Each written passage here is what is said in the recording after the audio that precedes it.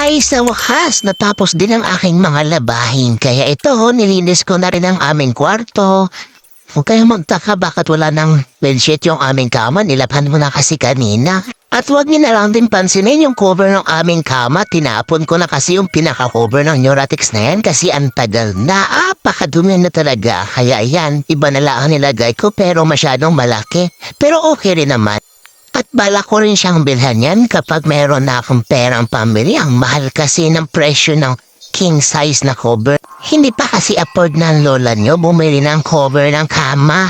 Apakamahal pa kasi kaya tiis-tiis na lang muna sa maganyang cover na napakalaki. Pero okay pa rin naman. Kaya napakasipag ko maglinis, diba? Ano pa yung nakain ko? Iwan ko na lang. Maya pagod na to. Kasunod na paglilinis ko, hagda naman ang i-video ko. Hahaha, nasubrahan na ako sa sipag nun. Baka isusunod ko na din yung labas ng bahay. Pati kalsada, lilinisan ko na rin. Baka magulat yung mga tao. Napakasipag ko na sobra. Pero alam rin naman natin kapag bagong linis ang loob ng bahay, napakagandang tingnan at napakaaliwalas. Dahil kapag malinis ang bahay, masaya din ang nanay, di ba? Hanggang dito na lang muna ang ating pag-uusap. Sa susunod naman. At ito na, tiyara! Bye!